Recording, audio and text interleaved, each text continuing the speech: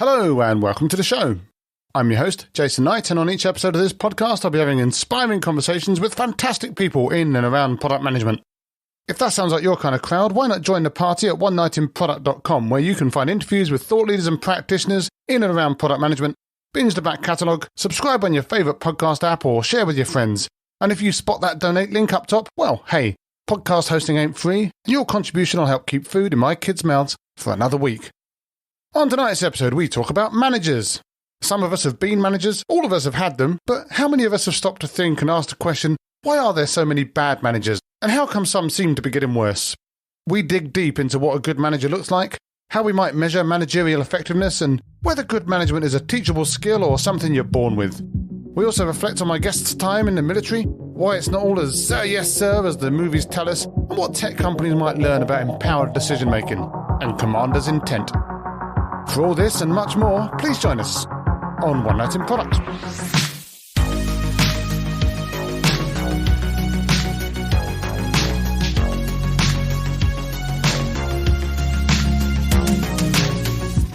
So my guest tonight is Russ Laraway. Russ is a former hay baler turned Marine commander turned titan of big tech who says one of his pet peeves is how people refer to all of their peeves as their pet peeves. Russ moved from the Marines to leadership roles at Google, Twitter and Qualtrics, finding time in between to help people care deeply and challenge directly by setting up Radical Candor LLC with his former boss and my former podcast guest Kim Scott. Russ has now turned his attention to solving his own legitimately pet peeve, the fact that managers are failing and no one's helping. He's doing his best to change that with his new book, When They Win, You Win, How Being a Great Manager is Easier Than You Think. Now I'm going to say that sounds fantastic, but I'm not sure he's had some of the managers I've had. Hi Russ, how are you tonight? Hey, what's up, Jason? That was an excellent introduction. Thank you very much. No problem. So first things first, the book, When They Win, You Win. It's been out for a couple of weeks now. Yeah. Been roaring up the Amazon charts. I've seen some kind words being spoken about it on the socials and obviously some nice 5-star reviews and stuff like that. But as far as you're concerned and in your opinion, how's the book going down so far? Yeah, I think I'd say so far so good. This industry, the book industry doesn't exactly get their data speedily, I would say. So I do fly a little bit blind on sales. Even any data I get is actually, I just got some numbers today that was like a week old. So yeah, but the reception's been really strong, and a funny thing, I'd gotten a review from some person who I think works at like Publisher Weekly. And it was like a very neutral review. But the person had put so little effort into the review. In the middle of the review, they referred to me as Matthews. Oh, there you go. Yeah, my last name's not Matthews. My middle name's not Matthews. I have a cousin named Matthew, but not Matthews. And anyway, it bothered me a little because it was really the first review that I'd seen. But it was also written by somebody who doesn't manage people. And so what's been happening in the first 2 weeks we've been out is that real managers with real teams are saying, yo, this book is really, really helpful. And so that's kind of what I'm after. I've always envisioned it in someone's back pocket. They're folding over, they're dog-earing, they're underlining, they're making notes in the margin, they're highlighting. I've always envisioned it as sort of your go-to handbook that you have for leading your teams. And so that reception so far, Jason's been really, really great. No, that sounds really good, and I'm going to avoid the temptation to try and fold mine since it's electronic, but I get the point. It's good to be able to do that sort of thing. And if you get that Samsung phone. There you go, yeah. Yeah, you could sort of semi-dog-ear it, I guess, down the middle. But on the book's website, you say, we don't need another person's opinion about what it means to be a great manager. Now, at the risk of being provocative, why do we need a book that contains your opinion about what it means to be a great manager? Because, you're a person too, right? Yeah. Actually, we don't need a book that contains my opinion. Oh, there you go. And in fact, if this book were about my opinion, I wouldn't have written it. So look, I don't want to diss my experience. I've been managing people for 28 years. You mentioned the Marines. I've been at Google, Twitter.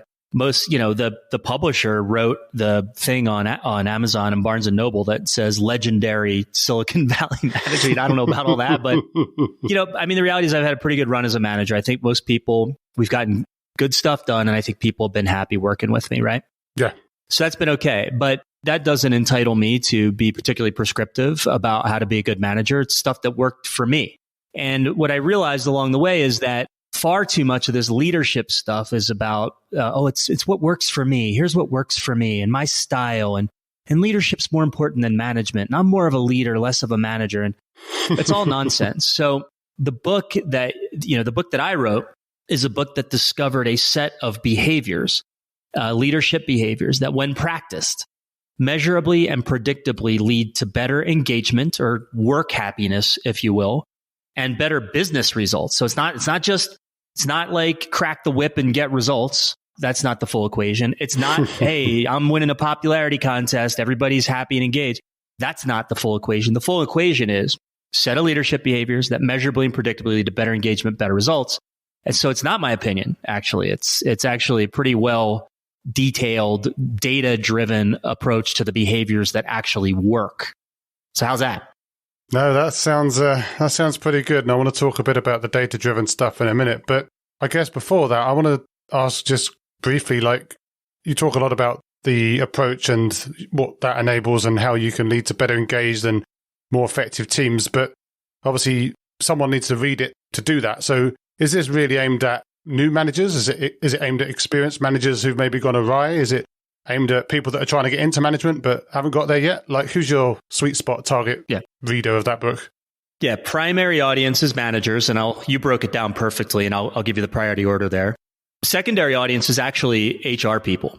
Right. And in fact, I really struggled. I had to choose, while I was editing, I kind of had to, the publisher and everybody made me choose. And we ended up settling on writing for managers as the primary audience with a little bit here and there for HR, leadership development, people analytics types. In terms of the managers, by a long shot, the book I think will be most valuable if you're new or you're mid-career. Aspiring managers will get a ton of value out of it. In fact, one of my reviews on Amazon is written by an aspiring manager, which I found really interesting. But there's one thing I do a little bit in the book about senior managers who, a lot of times senior managers think they don't need this stuff. It's like they handed a birds and bees pamphlet off to their child in like middle school. So you're 13 now, you need to know how this works. Here's the pamphlet. I don't think senior people should be doing that with this book. Senior people do, Jason, of course, tend to be more experienced, a little more sophisticated, right? But because their blast radius or their leverage is so enormous, for better or for worse, smaller mistakes are actually become very large. The larger the organization you have, the more those mistakes blast. So I did a solid 2 pages in here on why senior people should read it. And it's this simple. Leadership by example never goes out of style. And how can you possibly lead by example if you don't know deeply the example you're supposed to set? And again, I'd give you some grace if this was my opinion. Go ahead, Nick, you can ignore me. All I am is a fellow senior manager. But this isn't my opinion. We developed the evidence that suggests these are the right behaviors. And it doesn't matter if you're leading other C-level or vice presidents. These are still the right behaviors. And our math, by the way, holds up that way. Some of the effects are a little more muted, but the effects are there nonetheless. Yeah, no, that makes a lot of sense. And I think that leading by example is something that you could probably argue that we need a lot more of just in general from, throughout any part of any industry, like just this ability to live and breathe the values that you claim to, rather than just paying lip service to them. But I'm going to assume that having written a book about this, and you've kind of touched on it yourself, like whether we believe that you were the best boss or not, but you've probably been a pretty good boss in your time to have even had the background to even try and write this book. But you obviously didn't have this book when you were becoming a good boss because you hadn't written it yet. So I have to ask then, given your background, what was it that helped you be a good boss in the first place? Yeah, more than anything else, Jason, it was actually the United States Marines. So you mentioned in the intro, Kim Scott. One of the things she said, I think she was being a little hyperbolic. One of the things she said, though, is everything she's learned about the care personally axis, counterintuitively, she learned from her former U.S. Marine direct report. So the Marines actually take this notion of taking care of your people extremely seriously. And it's all encompassing. There's a story where I got a call once from the local Domino's Pizza outside the base. And one of my privates, one of my very, very junior Marines, had been bouncing checks to Domino's Pizza. And the manager calls me and he's like, hey, can we get this guy, let's call him Private Smith. Can we Private Smith? And so I had to do 2 things. First, before I counseled Private Smith, I had to counsel the Domino's Pizza manager stop taking checks from Private Smith. Why don't you, it's like, you're not a victim here, buddy. But we went and I talked to Private Smith, and this guy, he didn't realize, he thought because he had checks, he had money.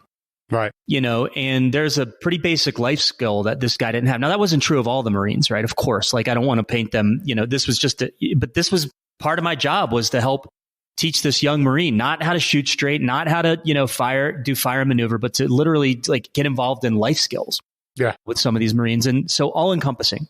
And so, we say you don't mess with a Marine's pay or their food or their mail, like never do that. And so there's all these, the guy who, the big Marine base in North Carolina, which is in the East Coast of the US, it's called Camp Lejeune. It's named after a guy named General John Lejeune.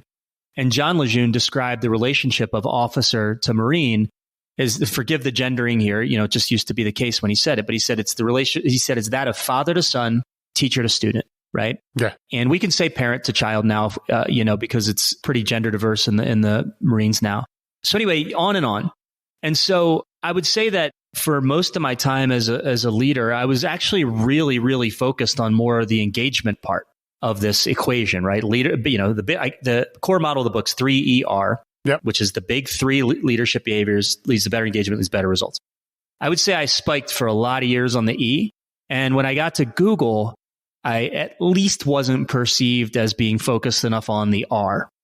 Now, it turned out when you hire great people, if you sort of take care of them in a human way, they'll drive the results that need to be driven, even if you yourself didn't do the best job in helping articulate what those should be. And I'd say, I wasn't even the best manager when I first got to Google, because I was heavy in the middle, heavy in the engagement part and weaker on the results part.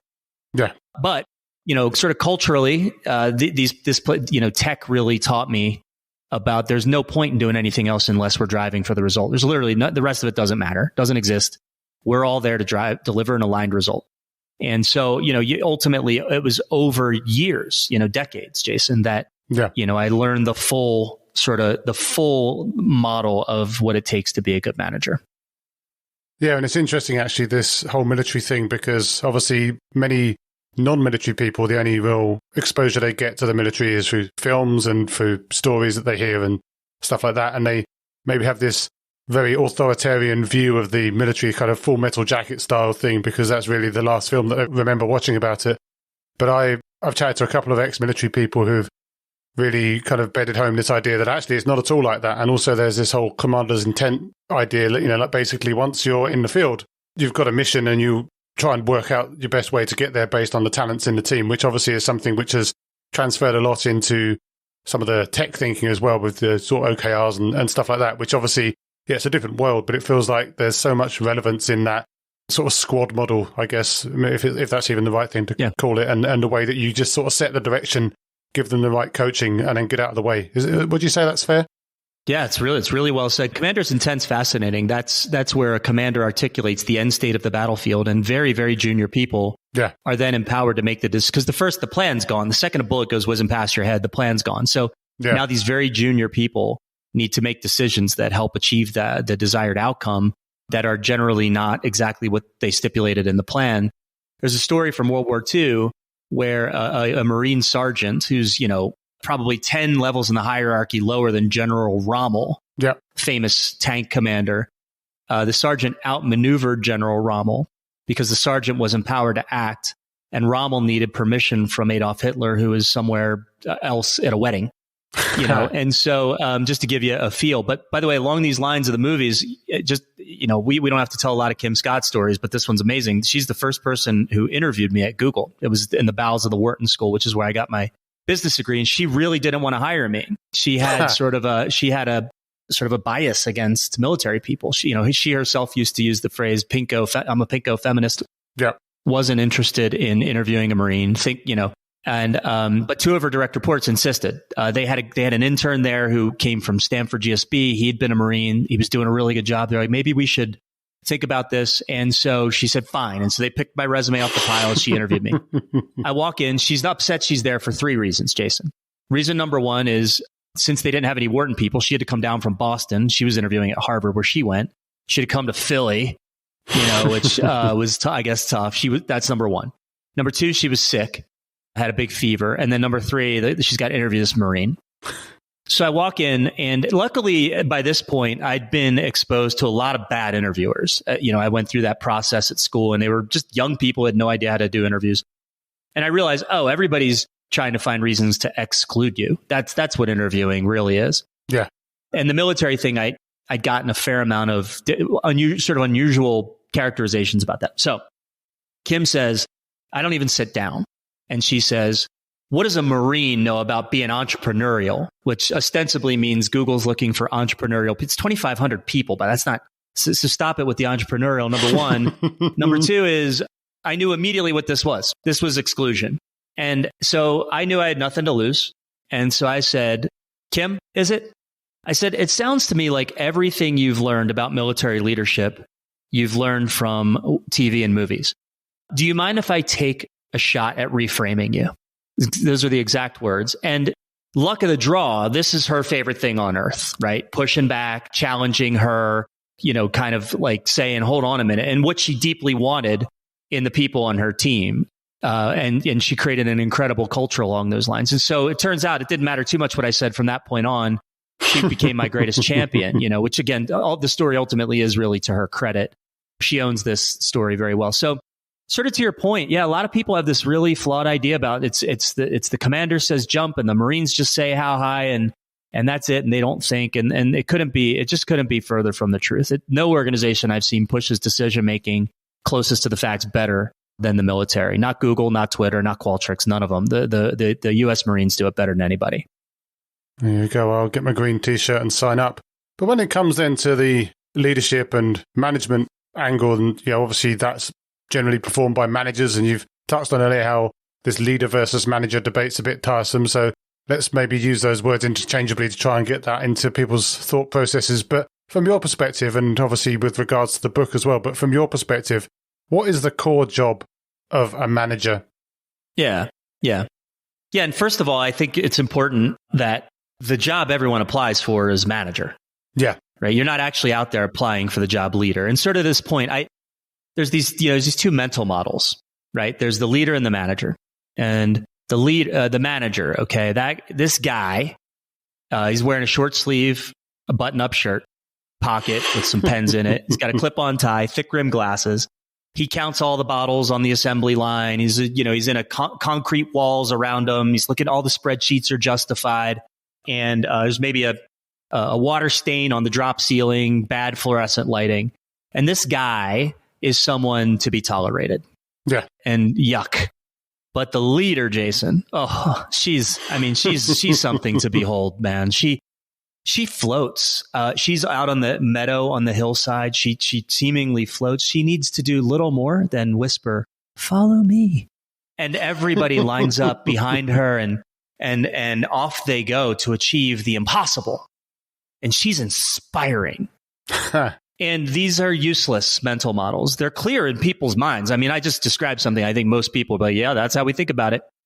And the reality is, like, if you think about this job, you have to be a little bit of both of those things, right? And maybe when you're a little more junior, you got to be a little more of the manager. Maybe when you're a little more senior, you got to be a little more of the leader. But you always have to be both. And so there's the chapter 1 of the book's called "Restoring Dignity to the Office of the Manager," because what's implied in those 2 mental models is the manager sucks, And so, but the job is nonetheless manager. So all the way back to your question, the core job. So I had to think about this. One of my core premises of the book is actually, despite all the content coming out to help managers be better at their jobs, they're at least not improving. And I think I defend that one quantitatively. They may be getting worse because they're confused. Yeah. They don't know what to latch onto. And what they do latch onto, they opt into based on bias, or it already fits their worldview. They don't latch onto things because nobody does the work to say this set of behaviors measurably and predictably is better engagement, better results. Anyway, if you're going to be that guy that makes that claim, that the more content we put out, the more confused managers get, you also need to be the guy who simplifies. So the simplified job description for the manager that I came up with is 1, deliver an aligned result, and 2, enable the success of the people on your teams. And now success is both short-term and long-term. So short-term, being better at your job today, long-term, sort of your long-term career aspirations. And I think we'll get there, but that's sort of a top-down view. The bottoms-up view is the big three, which was derived through research. They actually overlap perfectly, and we can, whenever you're ready, we can kind of head there. Oh yeah, no, we'll get there in a sec. But one thing that just sprung to mind when you were giving that description of the managers is something I've reflected on before. I think I gave a talk on it a little while back about the transition from individual contributor to manager, and how that's generally a very ill-coached transition, like in the sense that people don't get a lot of support in actually how to do that properly. They kind of just get given a new like gold-rimmed name badge or something like that, and then they just new parking spot. Exactly, if they're lucky, or like a key to the executive washroom, like in RoboCop. Yeah, they're given a team. They're given no training. They're given no coaching. The only role model really is their own boss, who themselves probably got given a team with no training and no coaching, and their boss, and so forth and so forth. So you've got this kind of chain of mediocrity from the newest manager all the way up to the most senior manager in the organization. I guess a question from that would be like, why are companies so bad at developing the people that they do put into management? Yeah. Yeah. By the way, sort of a core idea that underpins what you just said is that I think is really important for people to get their heads right on is the activities that make you successful as an individual contributor. Yeah. Look nothing like the activities that make you successful as a manager. There might be some attributes, right? If you show a lot of initiative as an IC, right, showing initiative as a manager is helpful. If you're a good listener as an individual, be a good listener. So attributes, but the activities, the things that technically define a job or activities, they are nothing alike. Yeah. And, in the book, I give two examples. One's the general contractor. Like, I don't care if he can swing a hammer. I don't care if he cuts straight. What I care about, can he deconflict 17 subs that, can he give us good advice? Can he keep us on budget? Yeah. Or another example is the woman who conducts the symphony orchestra. She doesn't blow any air through a clarinet. She doesn't pluck the harp. She doesn't hit the timpani. Her job's to get the best player in each seat, make sure they're all in tune, and then to put together and make sure everyone understands the composer's intentions, and then, deliver a beautiful symphony or concerto, right? Mm-hmm. This is the difference in a nutshell. So why are companies so bad? Well, first, it's hard. And number one, but number two is there is a process to have great managers. And I'm telling you, Jason, it ain't easy. And so the model that I use is, I call it STAC. It's an acronym. And we're going to stack up a bunch of great managers. STAC. So I left the K off. It's probably how you guys spell it in the UK, I bet. Anyway, so STAC. We're going to stack up a bunch of great managers. And STAC stands for select, teach, assess, coach. So step number one, the first thing we do wrong, Jason, is what you just described. We take the best individual contributor and make them the manager. Or if you're in food services, we take it's like, hey, you're still here? Okay, you're the manager. Because the person with the most tenure, right? So we don't select based on leadership skill in the case of an experienced manager, or leadership disposition in the case of a new manager. We select for nonsense. By the way, most companies, as I just mentioned, are absolutely terrible at selecting people in general. Yeah. There's zero consciousness about selecting for leadership disposition. So the first thing we do is we don't select well. We already have the chessboard tilted against us, or whatever, or the playing field tilted, against us. Then you have to, as you described, you have to teach the leadership standard. Now, I'm going to argue that the selection and the teaching, they're based on the same leadership standard. Yeah. My opinion, it should be one that has the guts to say that it measurably and predictably leads to more engaged employees and better business results. But that's, I'll take anything at this point as long as they're the same standard. So that's teach. Now, here's the thing about teaching, training. What everybody knows intuitively is that when people go to training, a very small number of people are capable of a very small number of behavior changes based on that training. And so, and there's I actually cover it a bit in the book. There's a bunch of research about the amount of training effort and money that is wasted because people leave and don't change. Yeah. And BetterUp is a company that exists literally because of this problem of wasted training. So anyway, well, then how do you make training stick, right? You have to do it, but it's wasted. Well, the third step in STAC is most important, is assess. And so what we really invented at Qualtrics, we ended up naming it the Manager Effectiveness Score. This is where we're asking employees if the managers are showing the behaviors that we've studied that lead to more engagement and better results. We're not doing it 360. Yeah. Your boss, the manager's boss, gets plenty of room to evaluate the manager. The people that are doing the real work, the people that are being led I want to know from the people being led how they believe they're being led. And I want it only from them. I don't want peers. I only want it from the, I'm saying this and like you're nodding. And this is actually one of the hardest things for companies because a lot of managers are hiding. Oh yeah. You can hide from your boss. You cannot hide from your team. And something like this, the very first thing that happens is managers can no longer hide from their teams. Yeah. It instantly changes the leadership culture, by the way. Every single manager is going to be held accountable by their team. This is by far the most leveraged of the three parts. And I promise you, if you don't do this one, you're going to have a hard time making your managers great. Anyway, at the end, coach, there will always be gaps. Turns out when you write these questions as behavioral questions, employees will tell the truth, right? A lot of people think they'll lie. These products often have confidentiality thresholds, so the manager doesn't know who's actually saying what. Yep. And so now there's a gap. There's the standard and there's the gap. And now we coach the managers to close the gaps. Their manager coaches them. I would sometimes coach the really bad ones. And look, practically, just to give folks a feel, that process, select, teach, assess, coach. While I was the chief people officer at Qualtrics for 4 years, we added 500 managers under my watch. And while we added 500, they got measurably better. It would have been a coup if just the original 100 got measurably better. But by the time I left, there were 600. And to have your managers measurably improve over 4 years while adding 6 times the number you started with, or 5 times the number you started with, something like that, it's extraordinary. And so that select, teach, assess, coach, most companies, a decent company is probably doing the teach part. I got asked to consult for one of the big 3 US auto companies. And these guys wanted to do that. They wanted to allow employees to assess the managers, and they were getting roadblocked by senior people at this automaker because probably those are the same people who are hiding from their teams. Yep. Or the people who are inclined to kiss up and kick down. And nobody wants that kind of accountability. It's hard. But I'll tell you, you know who loves it? By the way, Jason, the managers at Qualtrics. Yep. And that's you have to have a growth mind. We never termed anybody because, they were getting a bad manager effectiveness score. Like that's the fastest way to get your employees to stop telling the truth, by the way. All of a sudden, John gets a bad score and then John vanishes. Eventually you have to move somebody maybe out of a job here and there. But overall, the goal was to coach people, get them better.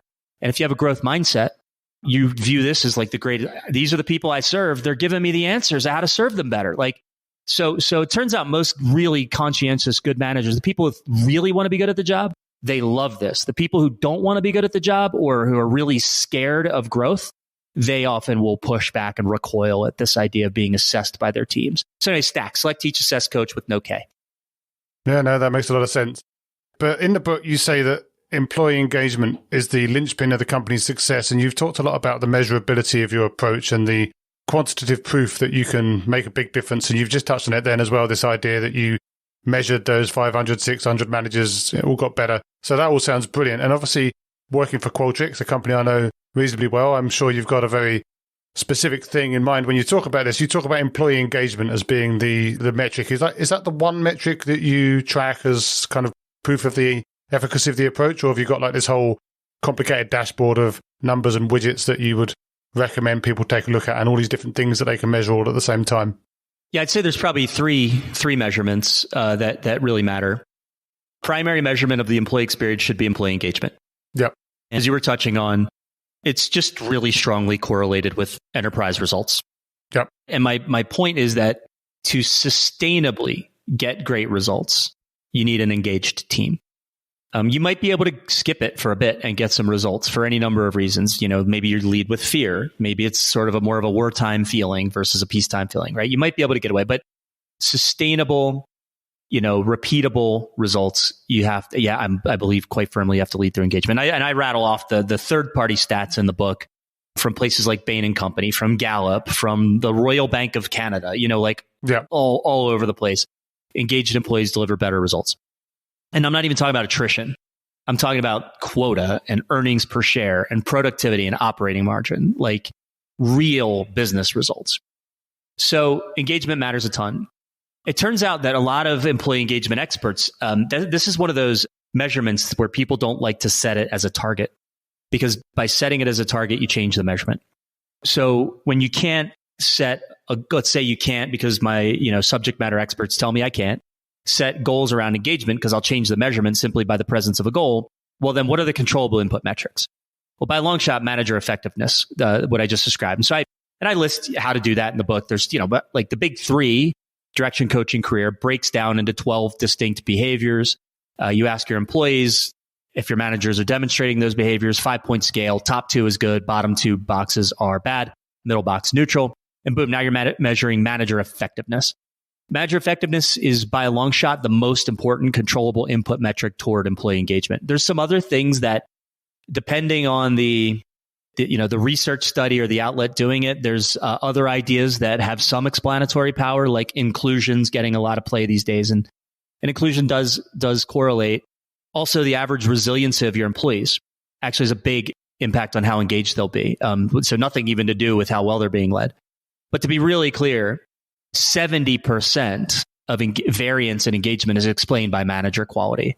And by the way, even whether someone feels included on a team is likely a function of how well the manager's doing. We could kind of go there if you like, but just, it's almost impossible to escape the manager. So Gallup says the manager explains 70% of engagement. That means in large data sets, you observe a positive variance from average in employee engagement. If you were to trace that back statistically, literally regress it, you will find that variance, 70% of that variance is explained by commensurate variance of manager quality, both positive and negative. So that's kind of the third-party stuff. In other words, everything you're doing is worth less than half of whatever you're doing to make your managers great. Everything else you're doing to try to change engagement's worth less than half. And even if you and I, Jason, want to arbitrarily discount that 70 to 50, just because even though we have no credentials whatsoever to do that, but I know everyone, people that listen to me say this, they're skeptical. Fine. Well, that means everything else you're doing is worth half, and investing in your manager is worth half. So at Qualtrics, we created an elasticity, actually. So, and this first time it's ever existed, plus or minus 2 points of manager effectiveness is worth plus or minus 1 point of employee engagement. And so that's wild. I mean, that doesn't sound like much, I think, to your average listener, but the fact that exists at all is extraordinary. And so let's change that real fast to 10 and 5. Plus or minus 10, and I'm doing that for a reason. Plus or minus 10 in manager effectiveness is worth plus or minus 5 in employee engagement. This is on average at scale, right?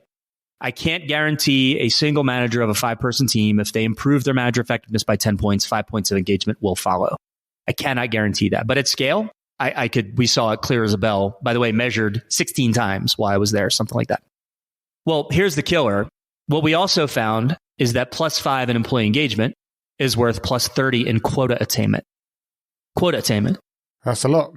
Name a more precious business measurement, lifeblood measurement than quota. It's in new business, And so, and we also found plus 5 in engagements worth plus 5 in contract renewal. And, that's a company whose contract renewal rates are already beyond world-class, above it's a confidential number, but really, really high. And so finding 5 points was tough. So run it through. 3 ER, the better you are at your manager effectiveness score, plus 10, you improve your managers by 10 points in a sales organization. Engagement should follow by about 5 points. And you should expect on average quota attainment of 30 points. In a customer success org, you look at contract renewal. By the way, we could go code checked in, we can go code quality, we can go products delivered. I don't care what they are. Anything we can measure, we can mix into that. And so those are the 3 measurements. It's the manager effectiveness score is the controllable input. Engagement is a critical measurement, but not a target. And then what are the results, the measurable results? The reason I picked quota and contract renewal is because whether those were achieved or not, is not adjudicated by the fox in the hen house chief revenue officer. It's adjudicated by the CFO. He doesn't give a crap what the CRO wants the answer to be. He's got legal responsibility to say, no, this is what actually happened. Yeah. So those are very strong, as close to an objective business measurement as you can get. So whatever your result is you're trying to drive, those are the 3 measurements that matter, and they kind of flow in that order. Manager effectiveness leads to better engagement, which leads to sustainably better results. Yeah, I think that's really fascinating as well, and obviously speaks to a lot of the work that I would have expected you would have done at Qualtrics as well, given the type of company that it is. But this idea that any of this stuff, all of the things that you've talked about, all the things you talk about in your book, I mean, they almost certainly would sound like good ideas to most people, at least notionally, read the book, we should do some of this stuff. But actually, I think I like the way you said it, drawing a line straight through to the center of the CFO's world. That's the thing that gets this stuff bought, right? That's the stuff that makes people want to use the approach, because they can see very materially that it does have that impact. Because otherwise you just run this risk of being seen as a luxury approach, right? Yeah. Because it's so difficult to demonstrate any return on investment on what you're doing. So Yeah, completely recommend if anyone's trying to do that sort of stuff, they do try and draw that line. Yeah, this by the way, just was a little bit of my motivation. I covered this on I did a recent episode with Kim on the Radical Candor podcast. Yep. A little bit of my motivation was I was on the phone with everybody that was interested in Radical Candor. That book's bestseller 2 times over. We couldn't pick the phones up fast enough, but I would get frequently asked about ROI, and we didn't have a great answer. And I used to get, and I would kind of put it back on the customer. Honestly, I was never totally comfortable with that. But that's kind of what we had to do because we didn't, and Kim tells this funny story about a VC asked about the ROI. And she turned around and said to the venture capitalist, the ROI is that your managers aren't a bunch of assholes, kind of like that's how she answered it. And she said, maybe I was a little. That sounds like Kim. Yeah, it's exactly her. Yeah. And so, but I wasn't really comfortable with that. Right. And I had no reason to believe I was going to write a 10 times over bestseller. And so I thought I needed to set the bar a little higher for myself. And so went out and sort of did this work. That really is the ROI of good leadership. It's unquestionable. I mean, and then, the part 1 of the book defends this robustly. We're hitting the wave tops here. Yep. But part 1 of the book defends this robustly that it is your managers who are holding the keys, because here's the simple narrative insight that maybe most CFOs prefer the numbers, but the narrative insight is the only thing everybody has in common at work is that they want to be successful. Yeah. Right? That's it. It's the only thing. We're not there to date. We're not there to make friends. We're not there to socialize. Some of us are, all those things. But the only thing we all have in common is we want to be successful. And so people just want to do great work and they want to be totally psyched while doing it. Right? So that's what we all want. It turns out that the manager is the single human being most likely to the direct manager. No matter what level in the hierarchy you are, by the way, your direct manager is the single person that is most likely to create or destroy those circumstances. Managers are holding the keys to whether people do great work and they're totally psyched while doing it, which is engagement and results. So that's sort of the narrative version, but it's really, really important to me to develop sort of an ROI perspective on this stuff. It felt more in integrity to me, and that's kind of a big reason why I say I would. If it was only my opinion, Jason, I would not have written the book. Oh, there you go. I'm sold. But the book maps out then a 3-step plan to help make all that better. You've got the big 3, the direction, coaching, and career model where you can go and make managers more effective. And you say you've broken it into these 3 areas, you kind of touched on it earlier, to keep things simple. So we don't confuse people with labyrinthine frameworks and unactionable stuff. But with regards to those 3 steps then, the direction, coaching, and career, is that like a all or nothing thing, or can you just go and pick and choose what you think you're not very good at? Yeah, I think there's room to prioritize. But I'd say a couple of things about why this book is different. First of all is this notion that the leadership standard, the big 3, direction, coaching, career, when I say it works, it's not my opinion. It's because this standard measurably and predictably leads to more engagement, better results. That's the first key. That's my most important differentiator for the book.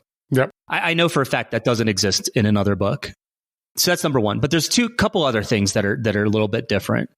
First is that this leadership approach is simple. I'm glad you used that word. I say simple, but not easy. Like doing these things isn't always very easy. No. But there are going to be listeners to your podcast or, that say direction, coaching, career. I already knew that. Which by the way, to me is a hallmark of a good book. When you get like lots of people saying, I already knew that. Or say, man, I should have wrote that book. That's actually usually means we got something. But again, we've done the work to say these three things measurably and predictably lead. And it's simple. Simple, but not easy. And then last is, and to getting back to your question, it is coherent.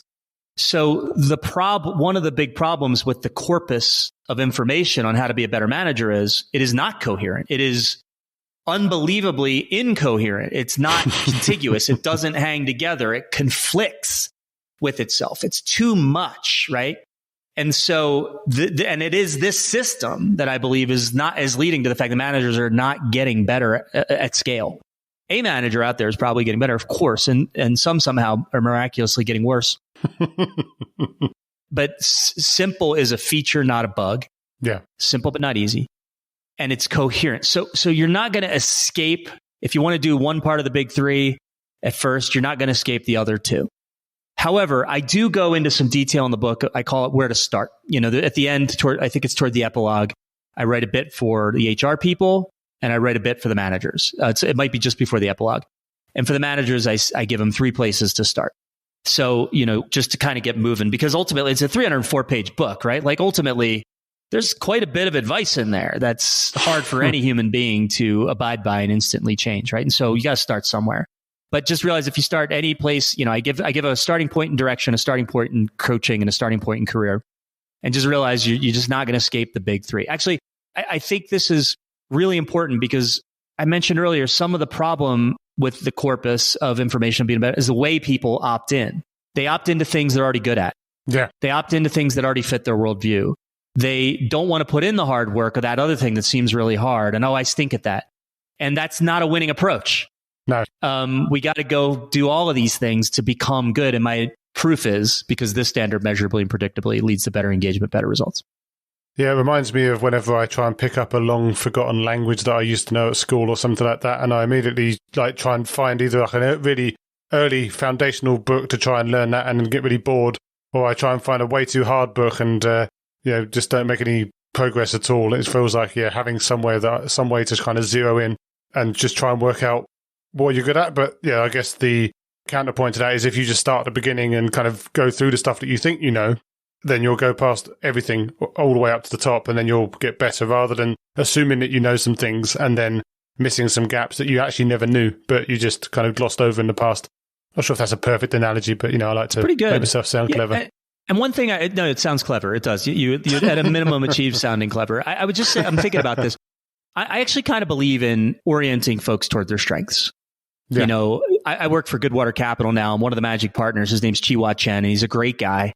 And he lives and breathes discovering your superpower. He loves this, right? And can't wait to orient you toward your superpower and watch you go. He's like a wonderful, kind human being that just loves to see people fly. And I buy into that. I like that a lot. And so sometimes when people hear me say, sorry, there's no escaping the full big three, what's missing for them is the behaviors in here are not particularly susceptible to you being inherently good or bad at them. Yeah. They're just behaviors that require practice. I say early on, anybody can do this if they put in the right kind of work. And I really mean that. And I wrote that mostly for introverts because there's this horseshit belief that extroverts or people with charisma are better managers inherently. And they may be in day one. You show up to a team, you're kind of cool and funny and comfortable. The team will feel a little more settled. But I promise you, give it a week. And it's the person, whether they're the extrovert or the charisma person, or whether the introvert with no shred of charisma, it's the people who do the brushing and flossing work every day, day in and day out to enable their team to be successful. Those are the good managers. And the extroverts don't have any greater advantage in that regard than the introverts do. Some of the best managers I've ever met, massive introverts. So anyway, I'm pretty convinced anybody can become a great manager. And these behaviors aren't, in my opinion, susceptible to you being really good at it or really bad at it. And anyway, if you haven't done it or practiced it, I tell you how to do literally everything in here.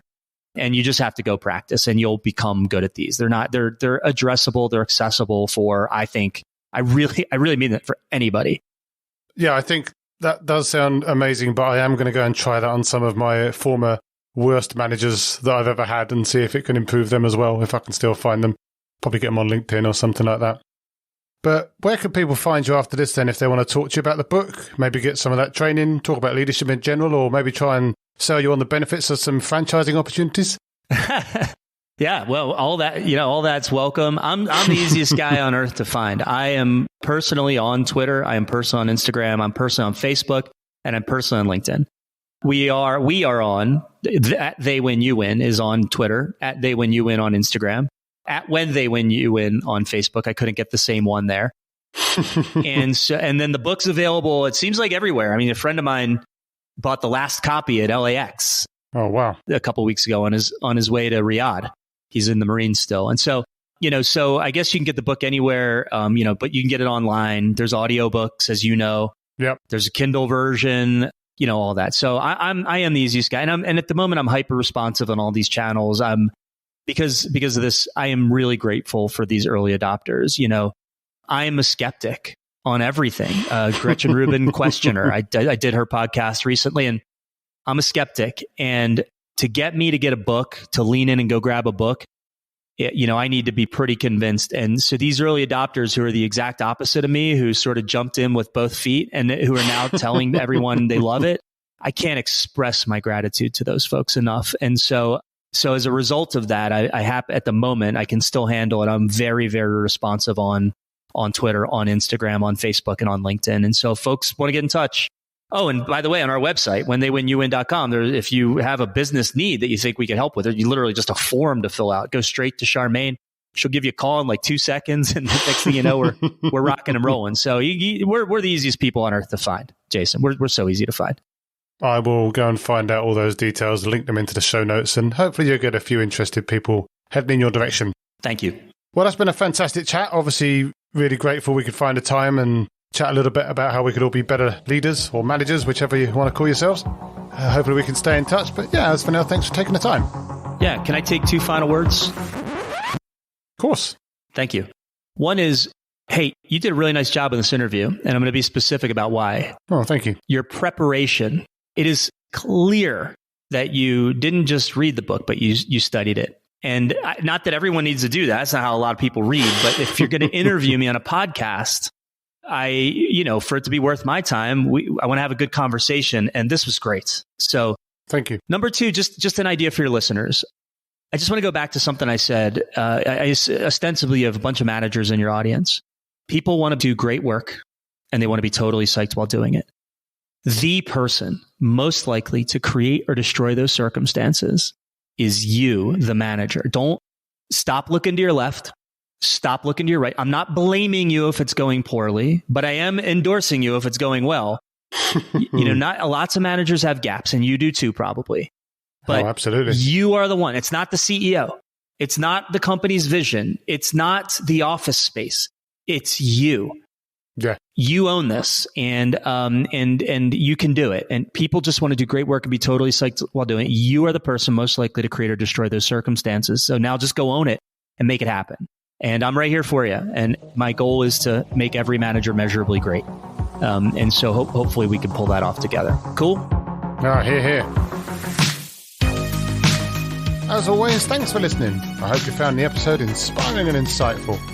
If you did, again, I can only encourage you to pop over to onenightinproduct.com, check out some of my other fantastic guests, sign up to the mailing list or subscribe on your favourite podcast app, and make sure you share with your friends so you and they can never miss another episode again. I'll be back soon with another inspiring guest, but as for now, thanks and good night.